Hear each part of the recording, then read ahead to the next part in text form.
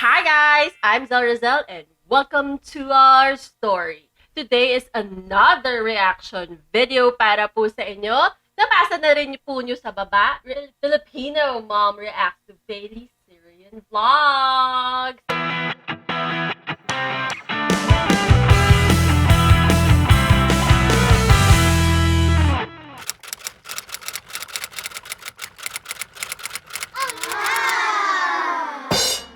Yan, sa mga hindi po nakakakilala kay BAILEYSARAIN, she's an American vlogger na nagme-makeup and then she talks about murder, mystery, mga ganyan. So, sa mga hindi po nakakaalam dyan, mahilig po ako sa mga ganyang stories na hindi naman po nakakatakot, pero more sa mga mysteries and real life situations. Keme-keme mga ganyan.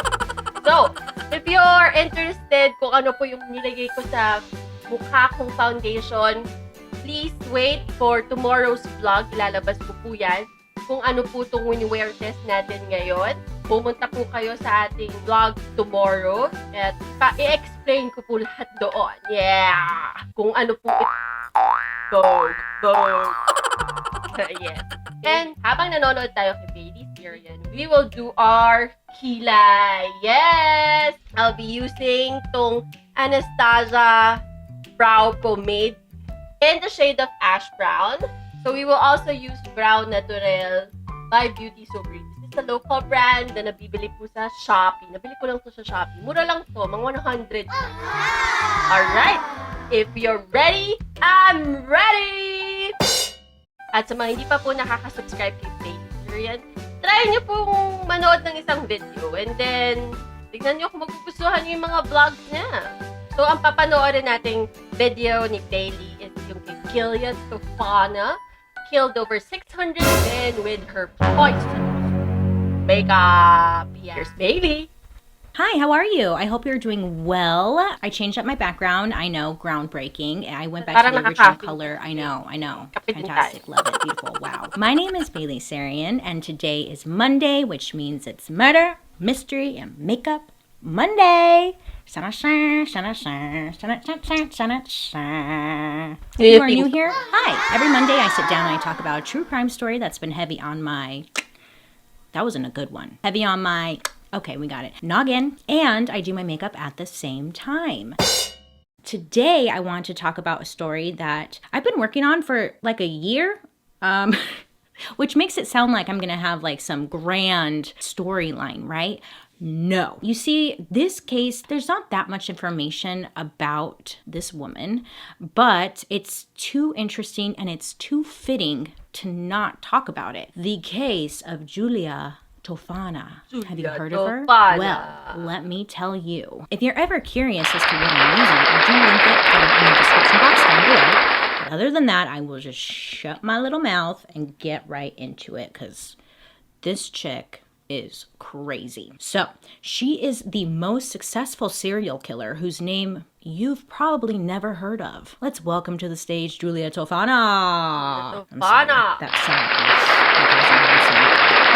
Yes, she's the most successful serial killer. That, is never talked about. Julia killed hundreds of men in the 17th century in Italy when she turned her makeup business into a poison factory. Did I tell you it was fitting? Because it kind of is. Well, no, because I'm not killing people. Never mind. Julia was selling a deadly concoction called AQUA TOFANA, which was thought to have been laced with arsenic, lead, and belladonna, which I didn't quite understand what belladonna was.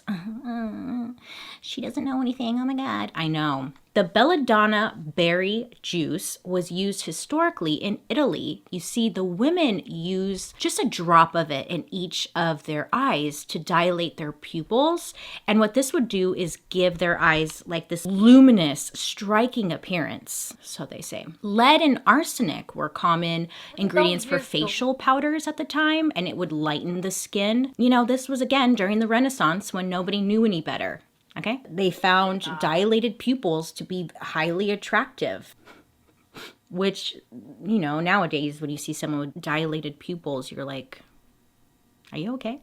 Now, again, this took place during the Renaissance, so arranged marriages was still a thing. Definitely, okay. Women were often forced into just marriages by their families without having any say whatsoever. Once married, men had complete control over their wives, over women, and just these women were left completely powerless. They had no say, no control, and they just had to sit there and take it. Husbands would often beat their wives and not face any type of consequence or punishment for that, and would just subject them to all sorts of cruel treatments. Again, they couldn't do a damn thing. So that sucks. It was a time when men just ruled over their own families, and even the most aristocratic of daughters were often or just seen as items to be auctioned off into loveless marriage. Like, it didn't matter if you came from money or anything. Everybody, every woman was just an item, an accessory. My God. Divorce definitely was not a thing yet. You would never think to just leave your husband. You wouldn't even bring it up. So don't even think about it. Sit there, look pretty, smile, and be a wife. Sounds awful. So what do you do when you're in these loveless, unhappy, abusive marriages that you literally cannot get out of? What's your only option? Well, some would say murder. So who was this Giulia Tofana? Well, one of history's most prolific serial killers still remains a mystery. Yeah, you heard that right. Giulia Tofana was possibly the daughter of a woman named Theophania D'Adamo. Did I nail it? She was executed in July of 1633, and she was executed because she actually murdered her husband. Now, Giulia was described as being very beautiful, and she spent a lot of her time with apothecaries, which are people who prepared and sold medicines and or drugs. But she spent a lot of time hanging out with them and learning how to make her own concoctions, how to make her own medicines, how to make her own drugs. Giulia found a lot of interest in this, and she was good at it too. She would ask a lot of questions, and she started mixing her own potions. Now, some say that Giulia learned to make her own poison, but then some say that she actually learned how to make poison from her mother, Theophania, who also made poison, and she passed on the recipe to her daughter before she was executed. But some heavily believe that Giulia actually just learned how to make it herself. Regardless, a clear, harmless-looking liquid, a small 4 to 6 drops, were, quote, sufficient to destroy a man, end quote, is what Giulia made. It was named AQUATOFANA. AQUATOFANA. AQUATOFANA. AQUATOFANA.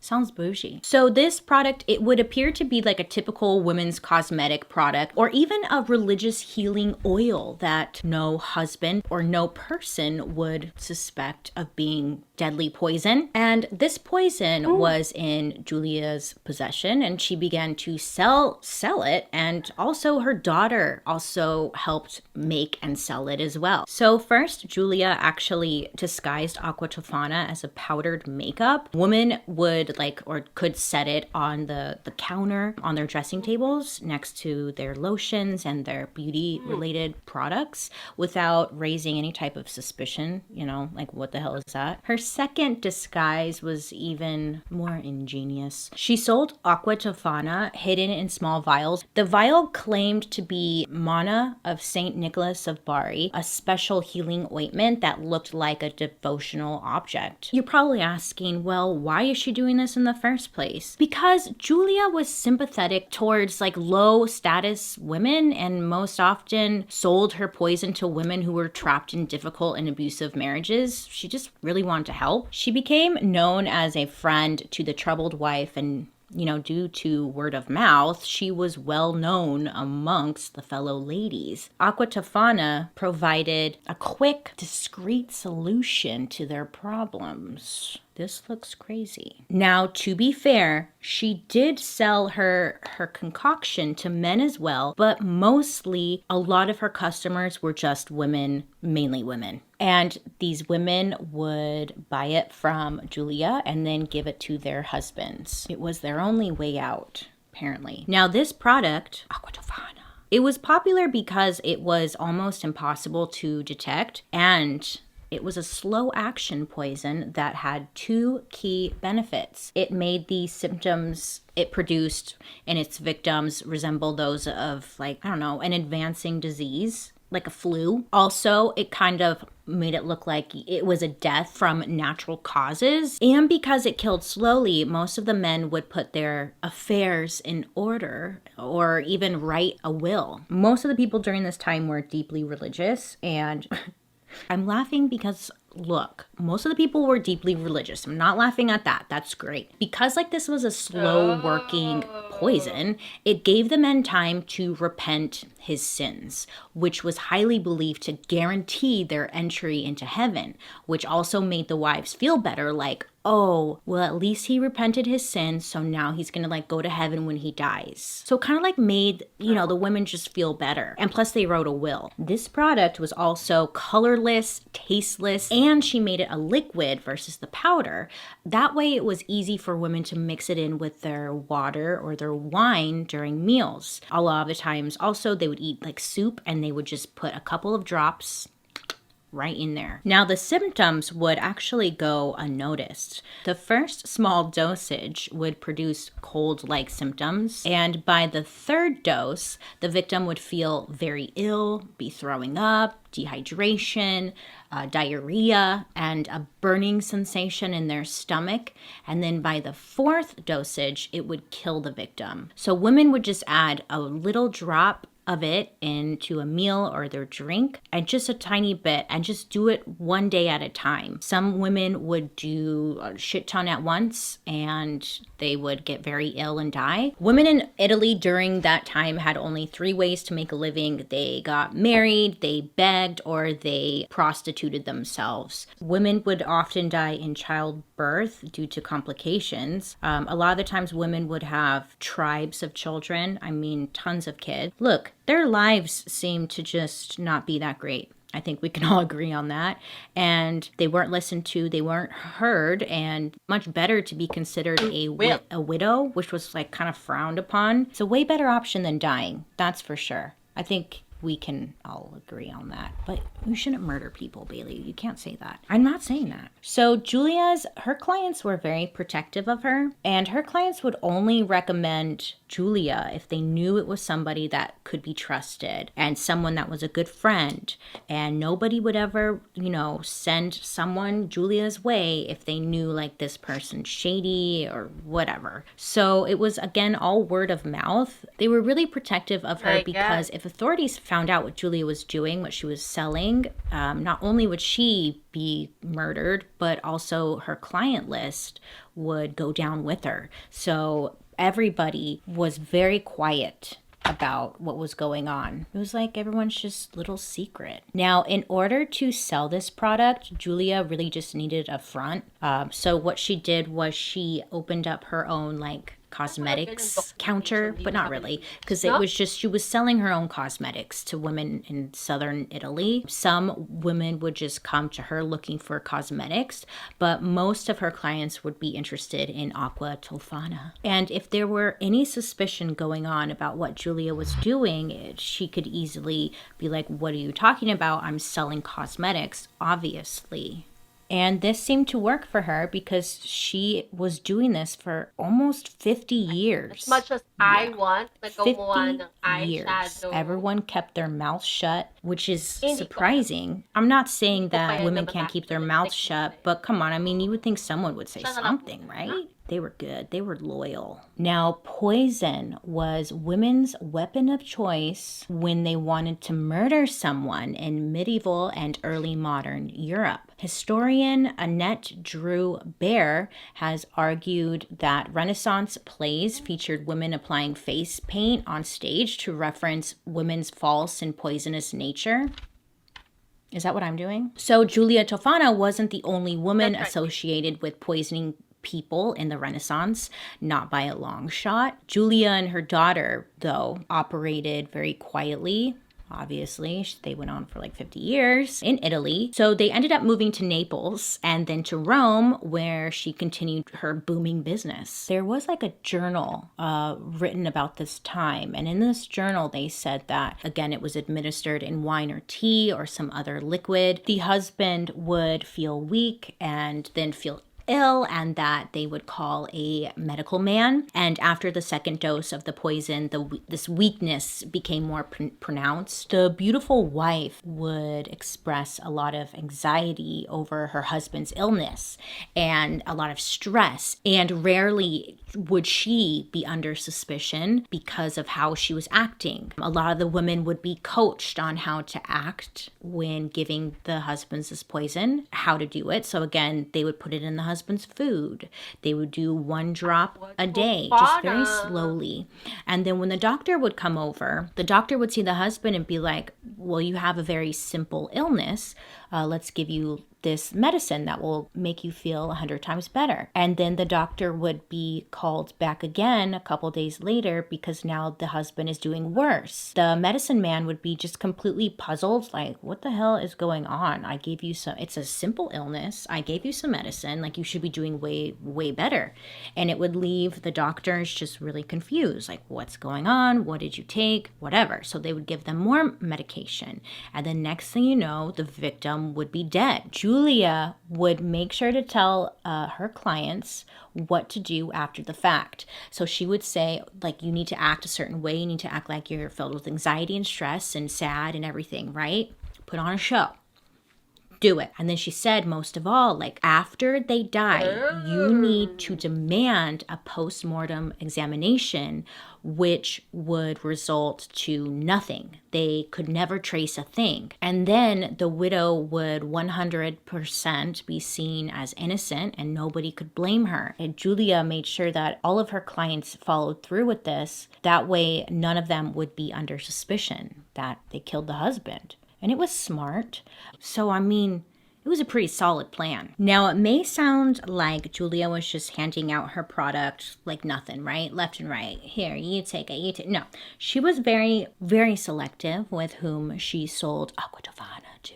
She made sure that any new clients she took were vouched for.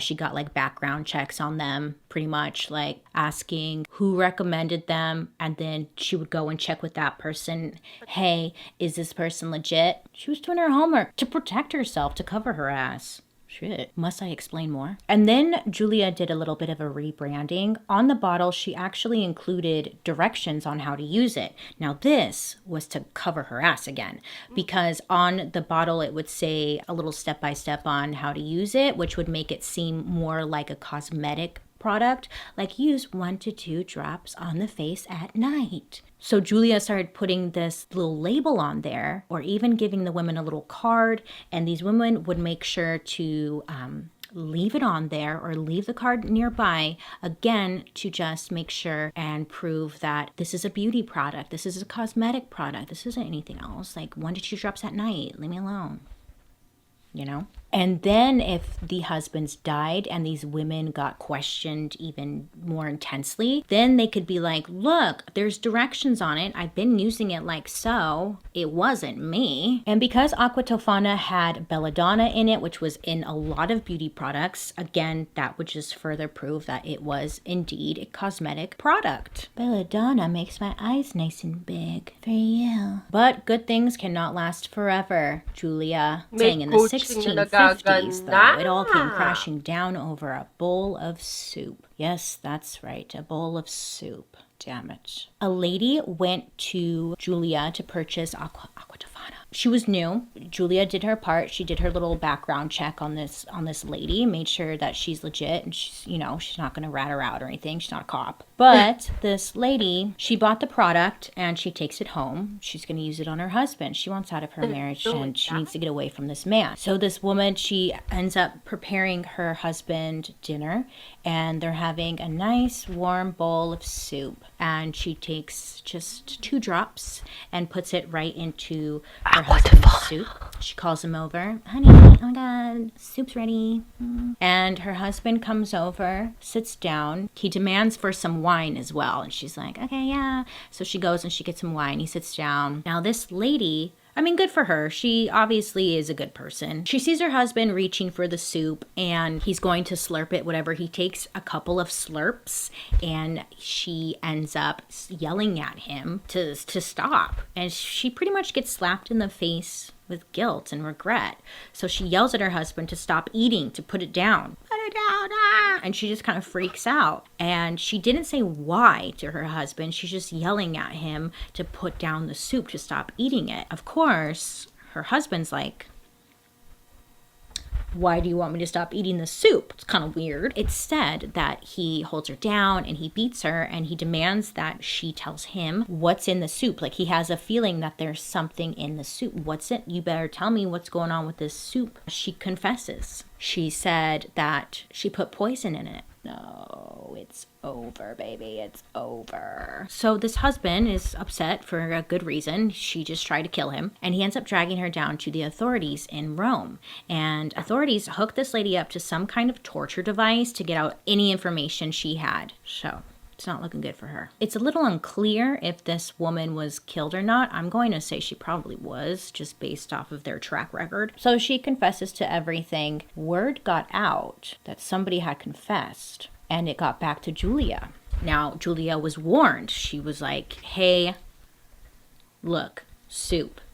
It happened. This lady confessed. You need to make a run for it. You need to get out of here because they're going to come looking for you. So Julia starts to panic. She knows her fate. She's going to die. Julia's going to die. You're going to die, Julia. I'm sorry. Julia ends up packing her stuff and she goes looking for somewhere to stay, and she ends up going to a church, and she asked the church for sanctuary and they granted it to her. Her plan was to stay there until she could make her escape. Not sure where she was planning to escape, but Julia's just laying low at this church. So people are talking though.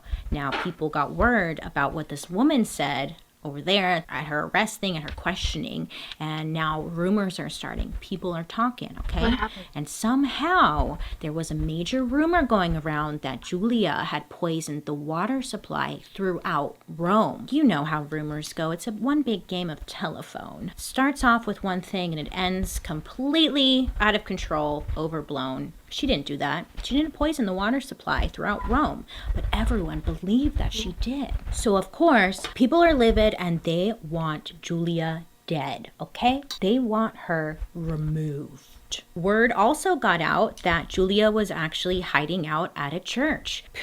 A lot of people kind of got together. I picture just a mob of people with like steak knives. No, I'm sorry. What are those things called? With the forks? Never mind. Mob of people get together and they storm into the church demanding for Julia. And they are telling this church, you need to hand her over, give her to us. We're burning this place down. Of course, the church is like, sorry, girl, we gotta give you over, you know? So the church handed over Julia to the authorities. They brought her in for questioning, but really, I guess they just tortured her until she confessed to what she had been doing. So Julia ended up confessing to killing over what she averaged at 600 men between 1633 and 1651, and it was believed that the number was even higher. Authorities also got her to name some of her clients, not all of them obviously, because she said she couldn't remember a lot of them, but she did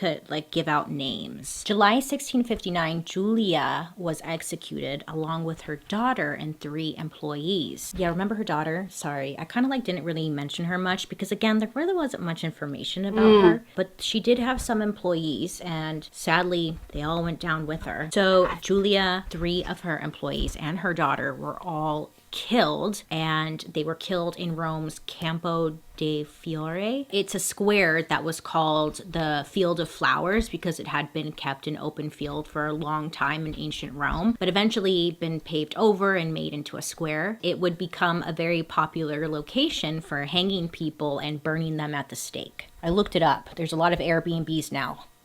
I could get an Airbnb next to this square where tons of people were hung, murdered, burned at the stake and I could get an Airbnb there. Isn't that nuts? That's wild. Come on.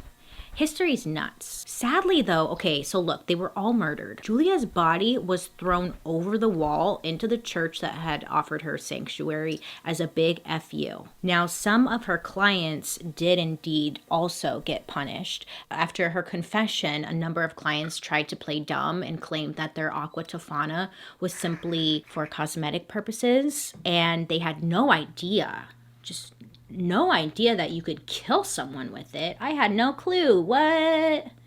That's wild.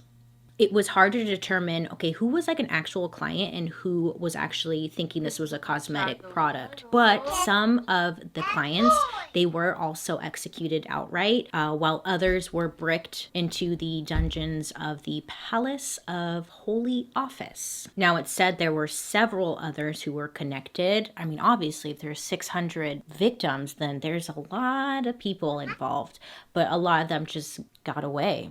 It's also possible that the number of victims was exaggerated by Julia because she was being tortured when she was being investigated. And, you know, people will just say whatever you want to make the torture stop. So a lot of people also believe that she could have just been saying this number to make the authorities happy. Maybe they kept questioning her and pushing her for a bigger number. And once they were satisfied with the number that she gave them, they were like, okay, yeah, that sounds good. 600, you're dead. Some believe that Julia was completely innocent, that she might well have simply been a woman dabbling in cosmetics at the time, and she was selling cosmetics. But during that time, there was a literal witch hunt was sweeping through like Europe, and women doing anything was suspicious. And a lot of women were just being killed for anything and everything. So there are people out there who believe that Julia actually wasn't responsible for all of this, and they killed an innocent woman. So that's the story of Julia Tofana and her deadly concoction, AQUA TOFANA. This one really sparked my interest because it's just fascinating. I don't know, we've got history, we've got Mozart, we have poison that looks like something from Alice in Wonderland, possibly a lot of victims, and you never hear about her. I don't know. I just found it to be very, very fascinating.